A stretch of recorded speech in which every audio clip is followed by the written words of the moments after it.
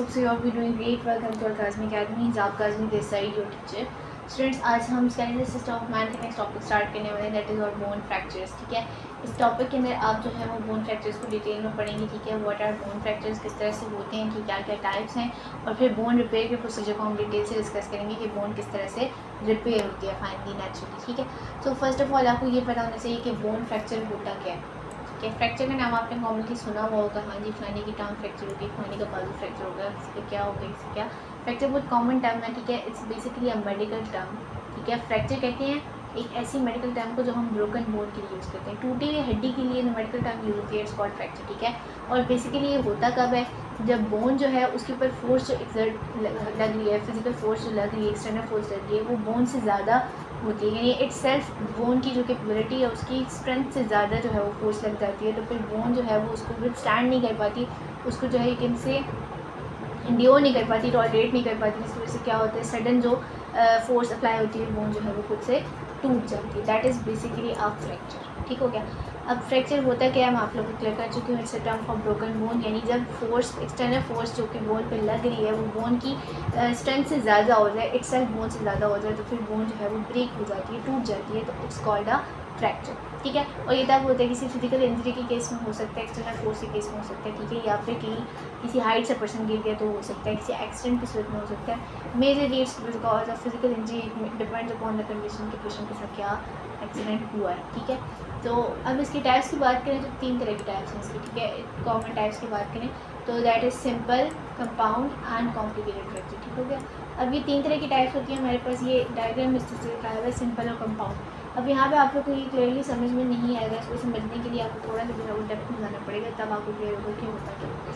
Simple fracture एक close fracture वो होता है जिसमें सिर्फ स्किन के साथ कनेक्शन. ठीक है, यानी बोन टूटी है और खाली स्किन के साथ जो है वो यू कैन से टूट के बोन है स्किन के साथ दोबारा से इंटैक्टेड है, यानी स्किन के साथ बोन अलग नहीं हुई है. ठीक है, समझ आई बात. यानी सिंपल फ्रैक्चर में सिंपल या क्लोज फ्रैक्चर का नाम दे ही नहीं क्योंकि वो क्लोज है, हल्की सी वो टूट के ना वो स्किन के साथ ही अटैच स्किन से अलग नहीं हुई है. ठीक हो गया, दैट्स अ सिंपल फ्रैक्चर. जबकि जो दूसरा कंपाउंड या ओपन फ्रैक्चर होता है उसमें क्या होता है, बोन थोड़ा सा स्किन में पेनिट्रेट कर जाती है और वोंड बना देती है. वोंड कहते हैं जख्म को. ठीक है, यानी थोड़ा सा स्किन के अंदर पेनिट्रेट हो गई है और फिर उसने एक जख्म बना दिया, इसको हम कंपाउंड या ओपन फ्रैक्चर कहेंगे. जबकि कॉम्प्लिकेटेड फ्रैक्चर वो होता है जिसमें एडजेसेंट ऑर्गन ही डैमेज हो गई, यानी बोन बिल्कुल टूट के अलग हो गई है, अपनी लोकेशन से मूव करके और दूसरी ऑर्गन को डैमेज करेगी. जैसे आप लोग ये डायग्राम में देख सकते हैं कंपाउंड फ्रैक्चर के अंदर, यहाँ से ये जो बोन अलग हुई है इससे जाके फिर लेग के मसल्स को डैमेज तो किया होगा, तो सडन जो एडजेसेंट ऑर्गन है वो जो है वो डैमेज हो रहा है. It's basically complicated fracture. इसके एक मैंने एक चार्ट बनाया है. ठीक है, वो आप लोग को यहाँ पर दिखाती हूँ. This is basically the chart. इसमें आपको simple compound and complicated fracture नज़र आ रहा है डायग्राम के थ्रू. ठीक है, अभी सिंपल में आप लोग देख सकते हैं कि जो है ना स्किन को उसने पियर्स नहीं किया, स्किन फटी नहीं है, टूटी नहीं है, स्किन के साथ से बोन अलग नहीं है वैसे है. जबकि जो कंपाउंड फ्रैक्चर है उसमें थोड़ा वो जो है वो एक्सपोज हुआ है स्केलेटन. ठीक है, स्किन के ऊपर जो है वो जाके ब्रोकन पीसेस जाके लगे. जबकि कॉम्प्लिकेटेड फ्रैक्चर में क्या होगा, वो काफ़ी ज़्यादा स्किन जो है वो डैमेज हो चुकी है और सराउंडिंग टिश्यूज़ बोन के जो है वो डिस्टर्ब हो चुके हैं. That's a complicated fracture. ठीक है, फिर ये आप देख सकते हैं नीचे टूट के फिर फर्दर और जिस ऑर्गन्स को भी डैमेज कर सकते हैं. ठीक हो गया. तो बच्चों this is basically fracture. Fracture के 3 मेजर टाइप्स हैं जो मैं आपको एक्सप्लेन कर चुकी हूँ, अच्छे से आपको समझ आ गई. अब फर्दर जो है वो हम क्या करेंगे, बोन रिपेयर को डिस्कस करने वाले हैं. उससे पहले मैं मैं आपको एक नए कंसेप्ट से इंट्रोड्यूस करवा दूँ, that is ligament and tendon. ठीक है, ये दोनों टर्म्स आप लोगों ने बहुत ज़्यादा सुनी हुई होंगी. इनके दरमियान जब तक आपको डिफरेंस याद नहीं होगा तब तक आप जो है वो कंफ्यूज रहेंगे. ठीक है, तो आपको पता चाहिए what's the difference between ligament and tendon. ठीक हो गया. तो लिगामेंट की अगर हम बात करें तो ligament is connection between bone to bone, यानी दो बोन्स के दरमियान का जो है ये होता है कनेक्शन. जबकि जो टेंडन होता है वो मसल को बोन के साथ अटैच करता है. That's the major difference exactly. ठीक है, बेसिकली दोनों का डिफरेंस क्या है कि बोन टू बोन अगर जब कनेक्शन की बात करें तो that's ligament, and bone to muscle की अगर बात करें, मसल टू बोन की बात करें तो वो हमारे पास टेंडन होता है. ठीक हो गया. अब अगर फ्लेक्सिबिलिटी और इलास्टिसिटी की बात करें तो ज़्यादा स्टेबल लिगामेंट्स होते हैं. ठीक है, क्योंकि इनके अंदर इलास्टिन होता है, स्टेबिलिटी होती है. ऑब्वियसली बात है बोन टू बोन कनेक्शन है तो ज़्यादा इलास्टिसिटी प्रोवाइड करना इज कंपल्सरी, तो इसलिए जो है हमारे पास लिगामेंट ज़्यादा इलास्टिक होते हैं. ठीक है, जबकि इनमें हमारे पास जो टेंडन्स होते हैं इनमें मूवमेंट ज़्यादा अलाउ करनी होती है, फोर्स ट्रांसमिशन होती है, ज़ाहिर मसल्स के साथ कनेक्शन, तो इसमें कोलेजन ज़्यादा होता है, ठीक है, to provide strength, to provide durability, collagen ज़्यादा और इलास्टिन कम होता है, ठीक हो गया। अगर फाइबर्स की बात करें, लिगामेंट के अंदर इंटरवूमन फाइबर्स होते हैं, यानी जैसे हमारे पास चारपाई के धागे होते हैं ना, बिल्कुल उस तरह से इंटरवूमन आपस में धागे बंधे हुए होते हैं, किसमें, लिगामेंट में। जबकि हमारे पास टेंडन में क्या होता है, यू कैन से पैरेलल होते हैं। पैरेलल समझते हैं, नहीं एक दूसरे के पैरेलल जा रहे होते हैं हमारे पास। इंजरी में स्प्रेन लिगामेंट में जो आती है ना, उसको हम कहते हैं इंजरी जो कि लिगामेंट होती है, ठीक है। स्प्रेन, पाँव में मोच आ जाना, सुना होगा ना, पाँव में मोच आ गई, ठीक है, टांग में मोच आ गई वगैरह वगैरह। तो जो मोच होती है basically it's the damage to ligament, यानी बोन टू बोन जो कनेक्शन उसको डैमेज होता है। जबकि हमारे पास जो टेंडन होते हैं उसकी इंजरी में स्ट्रेन आ जाता है, स्ट्रेन कहते हैं हमारे पास खिंचाव आ जाना, ठीक है। उसमें क्या होता है कि वो कभी आप लोगों ने सुना होगा, ये टर्म यूज़ होती है बहुत ज़्यादा, normally it's not related medical term, but use बहुत ज़्यादा होती है कि रग पे रख जाएगी, ठीक है, या एकदम से कोई पर्सन उठ के खड़ा हो तो उसकी जो है वो क्या होता है कि पूरी टांग के ऊपर इट्स फील लाइक खिंचाव सा होता है। तो दैट्स बेसिकली टेंडाइटिस उसको बोलते हैं। ये जो है हमारे पास टेंडन के ऊपर सडन प्रेशर की वजह से पूरी होता है, ठीक हो गया। That's the major difference between ligament and tendon. अब वापस आते हैं अपने टॉपिक की तरफ। हमारा टॉपिक है जी बोन रिपेयर। अभी हमने जो है बड़ा बोन फ्रैक्चर क्या होता है, ठीक है, बोन फ्रैक्चर किस तरह से होता है ये हम डिस्कस कर चुके हैं। अब हम पढ़ने वाले हैं कि बेसिकली हमारे पास जो बोन रिपेयर का प्रोसीजर है ये कैसे, ठीक है। अब आपको ये तो पता ही है कि हमारी बॉडी के अंदर कोई डैमेज होते हैं, वगैरह स्लिप या कुछ भी, तो उस पर हमारे पास नेचुरली ही हीलिंग का प्रोसेस एग्जिस्ट हमारी बॉडी में अल्लाह ताला ने बनाया हुआ है, ठीक है। हीलिंग का प्रोसीजर हमारी बॉडी में एग्जिस्ट करता है, whether it's damage to tissue, whether it's damage to bone, या फिर कोई भी किसी का ऑर्गन डैमेज है, कुछ भी है, तो एक नेचुरल हीलिंग प्रोसेस एग्जिस्ट कर रहा होता है, ठीक है। तो वो जो नेचुरल हीलिंग प्रोसेस है इट टेक्स टाइम, ठीक है, और ये सारे इसके कुछ मुख्य स्टेजेस होते हैं। इस तरह से बोन रिपेयर जो है उसका भी एक living procedure, natural procedure exist करता है हमारी बॉडी के अंदर। बोन हमें पता है लिविंग टिश्यू है, it's not a dead tissue, it's living tissue, ठीक है। और इसमें रिपेयर होता है, जैसे ही फ्रैक्चर होता है तो उसके बाद ऑटोमेटिकली रिपेयरिंग का प्रोसीजर स्टार्ट कर देता है। हाँ, ये हो सकता है कि हमारे पास जो सिंपल फ्रैक्चर है ना उसके काफ़ी सारे मेजर स्टेप्स होते हैं, ठीक है। हर फ्रैक्चर का रिपेयरिंग का प्रोसीजर थोड़ा डिफरेंट होता है। सिंपल फ्रैक्चर का उसने यहाँ पे आपको बोन रिपेयर सिखाया, बाकियों को नहीं बताया। बाकियों का भी होता है लेकिन उनका थोड़ा लिंकी, थोड़ा डिटेल होता है क्योंकि उसमें डैमेज ज़्यादा होता है। अगर हम खाली सिंपल फ्रैक्चर की बात करें जिसमें सिर्फ स्किन इंटैक्ट हुई है, उसकी अगर हम बात करें जिसमें सिर्फ स्किन के साथ जो है वो हल्का सा जो है किसी बोन ब्रेक हुई है लेकिन स्किन के साथ कनेक्शन उसका नहीं टूटा है, उसमें बेसिकली किस तरह से जो है वो बोन रिपेयर हो लेते हैं। तो सबसे पहले आप एक बात समझें, जैसे ही बोन टूटती है, ठीक है, कोई भी बोन टूटेगी तो उसकी ऑब्वियस बात है उसके अंदर ब्लड वेसल एग्जिस्ट करती है ना, ऑब्वियस बात है, तो उसमें भी ब्लड वेसल एग्जिस्ट करिए, उसके एक टिश्यू तो उनमें भी ब्लड वेसल जो है वो एग्जिस्ट करेगी। तो बोन जब टूटेगी तो उससे क्या होगा कि वो जो सडन प्रेशर या सडन ट्रॉमा आएगा उसकी वजह से क्या होगा, सराउंडिंग ब्लड वेसल जो है वो फट जाएगी, क्लॉट हो जाएंगी और हेमरेज हो जाएगी। हेमरेज कहते हैं ब्लीडिंग को, ठीक है। Haemorrhage is term medical term for bleeding, यानी ब्लड वेसल का रप्चर कर जाना, उनके वजह से ब्लड का बाहर आ जाए। इसकी वजह से क्या होगा, हीमोटोमा बन जाएगा, मैस ऑफ क्लॉटेड ब्लड। ऐसी बात है, अब ब्लड जो है वो वहाँ से एक्सक्रीट आउट लग जाएगा, ब्लड रिलीज होने लग जाएगा, तो मैस ऑफ क्लॉटेड ब्लड बन जाएगा, ब्लड क्लॉट्स बनना शुरू हो जाएंगे फ्रैक्चर साइड पे, यानी जहाँ पे फ्रैक्चर हुआ है, जहाँ बोन टूटी है वहाँ पे ब्लड वेसल्स डैमेज हुई है जिसकी वजह से हेमरेज हुआ है। उस ब्लीडिंग के जो है रिजल्ट में क्या हुआ, फ्रैक्चर साइड पे क्लॉटेड ब्लड बनने लगे, ठीक है।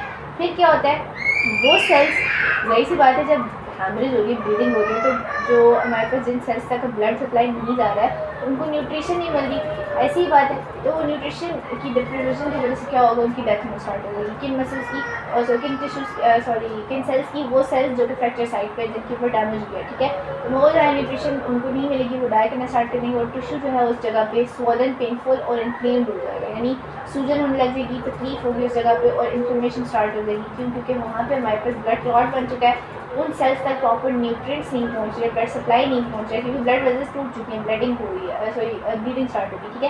इसकी वजह से क्या होगा, हमारे पास बोन सेल्स जो है वो डाई करना स्टार्ट करेंगे और वो जो जगह होगी उस स्वॉलन में इन्फ्लेम हो गई। ये soon as the bone breaks, यानी जैसे ही हमारे पास बोन टूटती है ना तो ये हीमोटोमा या क्लॉट फॉर्मेशन का प्रोसीजर स्टार्ट हो जाता है, ठीक है। कि हीमोटोमा बेसिकली कहती है उस क्लॉट को है, वो क्लॉटेड ब्लड का मास है जो कि फ्रैक्चर साइड पर बनता है, ठीक हो गया।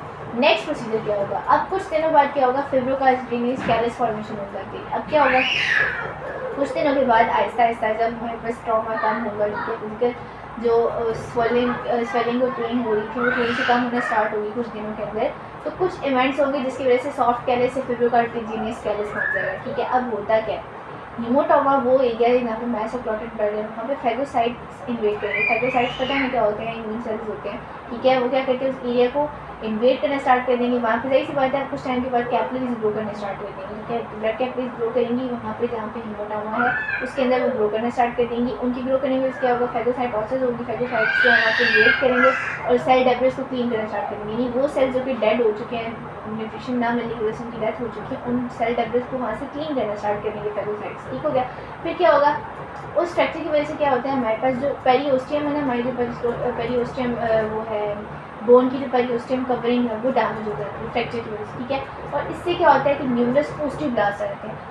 ओस्टियोब्लास्ट में पता है न्यू फॉर्मिंग सेल्स हैं, यानी न्यू बोन सेल्स बना रहे थे, बोन डिस्पोजिशन का प्रोसीजर करवा रहे थे, ठीक है। तो जैसे ही फ्रैक्चर होता है तो उसकी वजह से क्या होता है, पेरिओस्टियम डैमेज होता है। इसकी वजह से मजीद जो है हमारे पास ओस्टियोब्लास्ट प्रोडक्शन इंक्रीज कर देती है। फिर ओस्टियोब्लास्ट क्या करते हैं, बोन्स भी बनाते हैं, नई सेल्स भी बनाते हैं, इसके साथ साथ जो है कार्टिलेज फॉर्मिंग सेल्स भी बनाने लग जाते हैं, ठीक है, जिसको हम कैलस कहते हैं, ठीक है। एक ऐसा कार्टिलेज जो है वो मैस ऑफ बोन के अराउंड को बनाने लगते हैं, जिसको हम कार्टिलेज कैलस कहते हैं, क्यों, क्योंकि ये कार्टिलेज से बन रहा होता है और ये उस ब्रेक एरिया, यानी वो एरिया जहाँ पर डैमेज हुआ है, जहाँ पर बोन ब्रेक हुई है, उसको सराउंड करने लग जाता है। समझ आ गई बात। फिर ये जो कार्टिलेज होता है, ये अंदर जो ओरिजिनल ब्लड क्लॉट बन गया था, जिसकी वजह से डैमेज हुआ, जो डैमेज हेमाटोमा बना था, उसको जो है वो फिर रिप्लेस करने लग जाता है। और फिर आहिस्ता आहिस्ता क्या होता है कि वो पूरा बिल्कुल रिप्लेस होके उसकी जगह पे ये काटते आ जाते हैं और वो वाला क्लॉट रिमूव हो जाता है और बोन्स आपस में ज्वाइन हो जाती हैं। इस पूरे प्रोसीजर में तकरीबन 3 से 4 हफ्ते लग जाते हैं, ठीक हो गया। नेक्स्ट बोनी कैलस फॉर्मेशन। अभी हमने खाली कार्टिलेज फॉर्मेशन पढ़ी है, नेक्स्ट अब बोनी कैलस फॉर्मेशन या कैलस ऑसिफिकेशन किस तरह से होती है। अब इस 3 to 4 वीक्स के बाद जब हमारे पास ब्लड क्लॉट रिप्लेस हो चुका है, बोन्स आपस में ज्वाइन हो चुकी हैं, तो फिर उसके भी एक हफ्ते के बाद क्या होगा, फॉर्मेशन ऑफ सॉफ्ट कैलस के फॉर्मेशन के एक हफ्ते बाद, यानी सॉफ्ट कैलस बन चुका है, उसकी फॉर्मेशन के एक हफ्ते बाद क्या होगा, कुछ Aahista Aahista hard bone mess बनने लग जाएगा, जिसको हम कैलस या स्पॉन्जी बोन कहेंगे, ठीक है। स्पॉन्जी बोन का कैलस बनने लग जाएगा, यानी अब हार्ड बोन हमारे पास बनने लग जाएगी और एक फर्म यूनियन बनने लग जाएगा 2 मंथ्स के बाद, ठीक है। समझे, पहले सबसे पहले क्या हुआ, with in a few hours हमारे पास हेमाटोमा फॉर्मेशन हुई। उसके बाद क्या हुआ, कुछ दिनों के बाद आहिस्ता आहिस्ता हमारे पास फिब्रोकार्टिलेजिनस फॉर्मेशन हुई और सारा प्रोसीजर 3 to 4 वीक्स में होता है। उसके भी एक हफ्ते के बाद हमारे पास कैलस फॉर्मेशन जो है वो स्टार्ट होगी, बोनी कैलस फॉर्मेशन, और ये सारा प्रोसीजर तकरीबन 2 महीने ले जाता है। और फिर क्या होता है, ओस्टियोक्लास्ट पता है बोन रिसॉर्प्शन करते हैं, वो जो कार्टिलेज था ना उसको वो क्या करते हैं, तोड़ देते हैं, जबकि ओस्टियोब्लास्ट उसको बोन से रिप्लेस करते हैं। अब हमने उस कार्टिलेज को रखना तो नहीं, क्योंकि हमें पता है बोन्स आपस में जो है वो बोन टू बोन हमारे पास जो कनेक्शन होता है कार्टिलेज के थ्रू तो नहीं हो रहा, हमने जो है उसको वापस बोन को बोन के साथ जोड़ लेना। तो अब हमारी बॉडी के अंदर एक प्रोसीजर एग्जिस्ट करता है, आहिस्ता आहिस्ता से पहले हेमाटोमा फॉर्मेशन हुई, फिर फिब्रोकार्टिलेज बना, फिर उसी कार्टिलेज को रिप्लेस करके हमने उसकी जगह बोन लगा दी, ठीक हो गया। ओस्टियोब्लास्ट जो है उसको बोन से रिप्लेस कर देंगे। अब यहाँ तक क्या है, हमारे पास कैलस फॉर्मेशन कंप्लीट हो चुकी है, बोन जो है वो ठीक हो चुकी है। अब बोन की रीमॉडलिंग होती है, यानी बोन वापस अपनी लोकेशन पर आती है जैसे वो पहले थी, ठीक हो गया। इसमें तब होता है जब कम्पैक्ट बोन बन चुकी होती है, यानी कम्पैक्ट जो स्पॉन्जी बोन है ना, हार्ड बोनी कैलस फॉर्मेशन हो चुकी है और ये फ्रैक्चर लाइन को आपस में ज्वाइन कर चुकी है, यानी वो जो लाइन फ्रैक्चर की आई थी उसको आपस में वो जोड़ चुकी होती है, ठीक है। मोस्टली क्या होता है हमारे पास, जो हमारे पास हीलिंग फ्रैक्चर है ना, वहाँ पे ज़्यादा बोन प्रोड्यूस होती है as compare to replace damage tissue. Obviously बात है, जहाँ पे हीलिंग है वहाँ पे ज़्यादा टिश्यू ही प्रोड्यूस होगा, सो दैट इजीली उसको जो है वो आगे रिकवर करवाया जा सके, ठीक है। ओस्टियोक्लास्ट क्या करते हैं, फाइनल जो हमारे पास रिजल्ट होता है उसको लेकर आते हैं, जितने भी एक्सरसाइज होते हैं जिनकी जरूरत है वाले कार्टिलेज जो भी हमारे पास डैमेज टिश्यू है उनको रिमूव कर देते हैं और बोन जो है ना, जो रिपेयर्ड बोन होती है वो पहली ओरिजिनल बोन से मिलती जुलती होती है काफ़ी, उससे लाइक यू कैन से उसकी शेप से जो है वो रिजेंबलेंस उसकी होती है, ठीक है। फाइनल स्ट्रक्चर रीमोल्डेड एरिया बिल्कुल अनब्रोकन बोन की तरह होता है, जैसे वो हड्डी कभी टूटी नहीं थी, बिल्कुल ऐसी हो जाती है। ऐसा अल्लाह ताला का निज़ाम हमारी बॉडी का एग्जिस्ट करता है, ठीक हो गया। तो ये अल्लाह का निज़ाम है कि विद इन 3 to 4 वीक्स या you can say maximum 2 months हमारे पास क्या होता है, बोन जो है वो ऑटोमेटिकली जो है वो हीलिंग प्रोसीजर से रिकवर कर जाती है। तो that's the process for bone repair in simple fracture, ठीक है। ये नीचे डायग्राम में आप लोग को दिखा रहे हैं, सबसे पहले हेमाटोमा बना, ये आप लोग को नजर आया क्लॉटेड मैस, फिर कैलस फॉर्मेशन हुई, ठीक है। ये कैलस नजर आ रही है, जो ब्लड टेस्ट है, ठीक है। ये कैलस बना, न्यू ब्लड सेल्स बने, स्पॉन्जी बोन जो है वो हमारे पास यहाँ पे इन्होंने जो है वो आगे बनाना स्टार्ट कर दिया, ठीक है। उसकी वजह से क्या हुआ, हमारे पास स्पॉन्जी बोन जो है उसका फिर फर्दर जो है वो आगे हार्ड बोनी कैलस बना और फिर क्या हुआ, आप लोग को ये नज़र आ रहा है कि बिल्कुल हील फ्रैक्चर हो गया। ये फ्रैक्चर यहाँ पे हुआ था तो ये अब बिल्कुल वैसा ही हो गया जैसे पहले था, ठीक है। यही जितना भी क्लॉट है यहाँ से रिमूव हो चुका है, वो नहीं मोल्ड होकर अपनी जगह पे वापस आ गया, ठीक हो गया। So it's very very easy, तो इसमें इतना मुश्किल नहीं है। नेक्स्ट आ जाते हैं इंजरीज टू जॉइंट्स के बारे में बात करते हैं। अब जॉइंट्स पे इंजरीज जो होती हैं वो किस तरह की होती है, ठीक है। तो दिस बेसिकली डिसलोकेशन और स्प्रेन दोनों के दरमियान के डिफरेंस मैं आप लोगों को अच्छे से समझाऊंगी। अब होता क्या है, जॉइंट्स डिसलोकेट हो जाते हैं, यानी जॉइंट अपनी जगह से हट जाता है, ठीक है। ये लाइक उसकी जो पोजीशन है उससे वो स्लिप हो जाता है। ये तभी होता है जब एंड्स ऑफ द बोन को अपनी नॉर्मल पोजीशन से ज़्यादा फोर्स लगानी होती है, यानी जितनी नॉर्मल पोजीशन तक उन्हें लाया जा सकता है उससे ज़्यादा वो एक्सीड कर देते हैं, ठीक है। स्फीयर डिसलोकेशन जो है उससे क्या हो सकता है, मसल्स भी डैमेज हो सकते हैं, लिगामेंट और टेंडन्स भी डैमेज हो सकते हैं जो कि जॉइंट को सपोर्ट कर रहे हैं, ठीक है। इसके सिम्टम्स की अगर बात करें तो उस एरिया में क्या होती है, स्वेलिंग बहुत ज़्यादा होती है, इंटेंस पेन होती है, इमोबिलिटी होती है अफेक्टेड जॉइंट की, यानी उस जॉइंट को पर्सन मूव ही नहीं करवा सकता जिस जॉइंट पर डिसलोकेशन होगी, ठीक है। Most common causes are blow, fall और ट्रॉमा टू जॉइंट। ब्लो कहते हैं सडन अटैक होने लगना, ठीक है, गिर जाना हाइट से और कोई भी जॉइंट के ऊपर सडन ट्रॉमा आया। कुछ केसेस में डिसलोकेशन डिजीज़ या फिर डिफेक्टिंग लिगामेंट की वजह से भी होती है, यानी अगर लिगामेंट डैमेज हो जाए, उसमें कोई डिफ़ॉल्ट है, ठीक है, उसमें कोई डिफेक्ट है जिसकी वजह से हमारे पास कोई डिजीज़ चल रहा है पर्सन के साथ, ठीक है, ऑलरेडी, उस वजह से भी डिसलोकेशन हो सकती है। रिमोटाइड आर्थराइटिस की वजह से भी जॉइंट लोकेशन हो सकती है, पड़ा हुआ रिमोटाइड आर्थराइटिस ऑटोइम्यून डिसऑर्डर है, ठीक है, उसके अंदर भी हमारे पास यही होता है, बोन वीक हो जाती हैं, उससे भी डिसलोकेशन हो सकती है। इसको सक्सेसफुली रिड्यूस करके अपनी नॉर्मल पोजीशन में लेके आ सकते हैं वाया मेडिकल प्रोफेशन, ठीक है। मोस्टली फिजियोथेरेपिस्ट होते हैं, ठीक है, वो लोग क्या करते हैं कि डिसलोकेटेड जॉइंट को वापस अपनी लोकेशन पर ले आते हैं। It's basically done by train medical professional है, नॉर्मल इंसान को नहीं कर सकते। और अगर बहुत ज़्यादा डैमेज हो जाए या स्ट्रेचिंग हो जाए लिगामेंट की तो फिर माइट भी पॉसिबल कि पर्सन को सर्जरी की भी जरूरत पड़े। फिर सर्जरी की जो क्या होता है कि स्ट्रेस लिगामेंट होते हैं उनको वापस से अनस्ट्रेच करके रखें, ठीक हो गया। Next sprain. Sprain basically bones को कहते हैं, ये लिगामेंट की डैमेज है। लिगामेंट क्या है बता चुकी हूँ, बोन टू बोन कनेक्शन, ठीक है। इसमें क्या होता है, लिगामेंट्स बेसिकली कहाँ पे होते हैं, एंकल में, नी और रिस्ट में होते हैं, मोस्टली इन्हीं जगह में हो जाती है, ठीक है। लिगामेंट्स जो हैं उनको क्या होता है, उनको नॉर्मल पोजीशन बहुत ज़्यादा स्ट्रेच करते रहते हैं, तभी हमारे पास उनमें इंजरी आती है।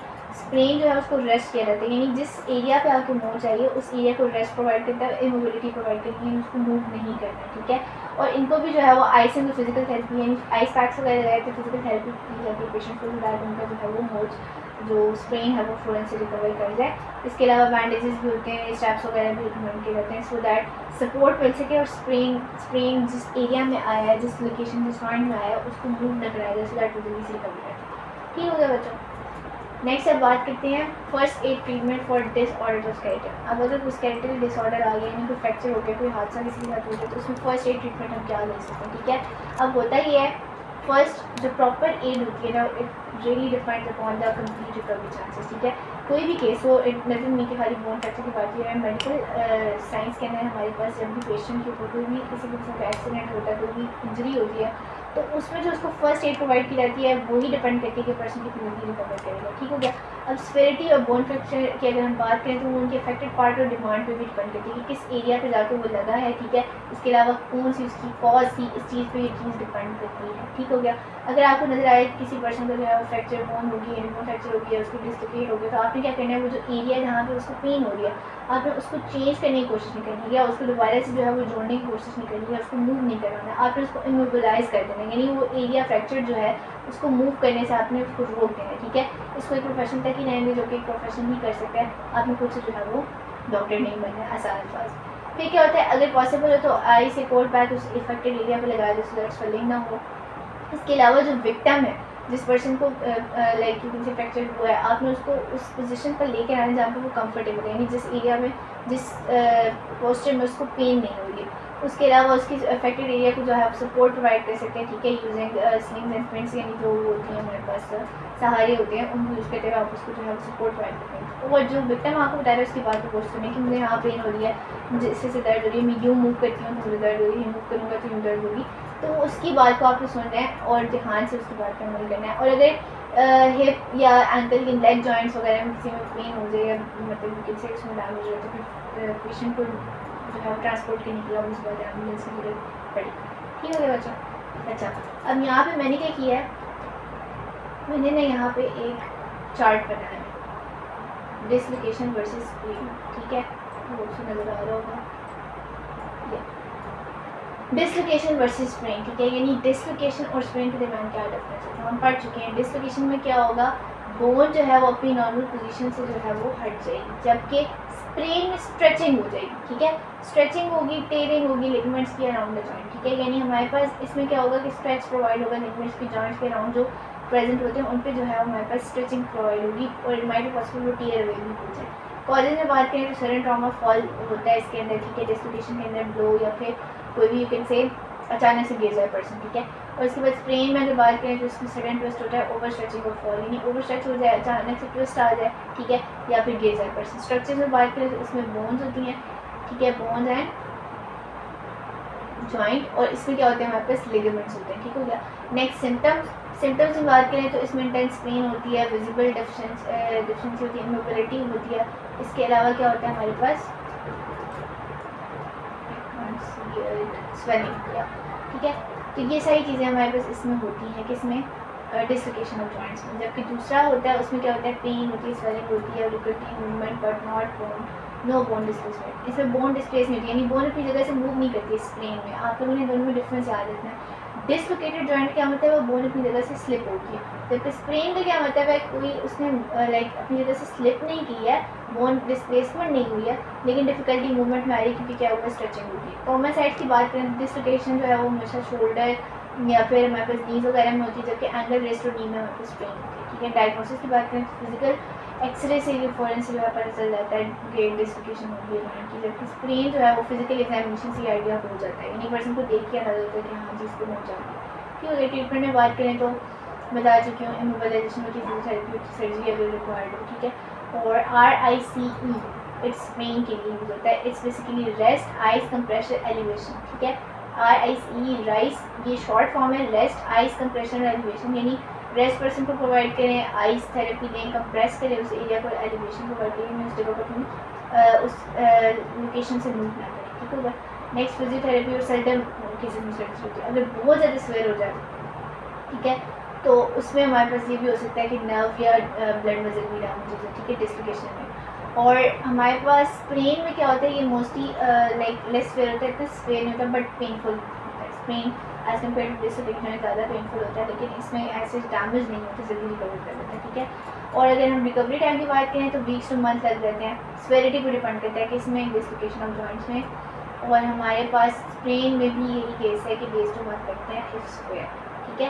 यानी मोस्टली अगर देखें नॉर्मल किसी के पाँव हो चाहिए, ठीक है, तो वो 1 से 2 दिन में ठीक हो जाती है। लेकिन अगर कोई स्वेयर डैमेज हो गया, उसका कोई लिगमेंट डैमेज हो गया, ठीक है, या कोई उनसे ज़्यादा ब्लड वेसल्स डैमेज हो गई, तो फिर it might take 3 to 4 weeks, ठीक है। और आगे डिस्लोकेटेड जॉइंट की बात करें तो बहुत ज़्यादा टाइम 2 से 3 महीने भी ले सकते हैं, depends upon the condition. Severity भी डिपेंड करता है कि पर्सन को जो है वो कितना swear you can say damage हुआ है, ठीक हो गया। तो सब बच्चों आपको टॉपिक आज से क्लियर होगा। इंशाल्लाह नेक्स्ट लेक्चर में हम मसल ज़रा टॉपिक स्टार्ट करेंगे, वेरी वेरी इंपॉर्टेंट टॉपिक है, बहुत ज़्यादा, और एग्जाम पॉइंट ऑफ व्यू से काफ़ी इंपॉर्टेंट है, तो इंशाल्लाह उसको भी मैं इसी तरह से आप लोगों को करवा दूँगी।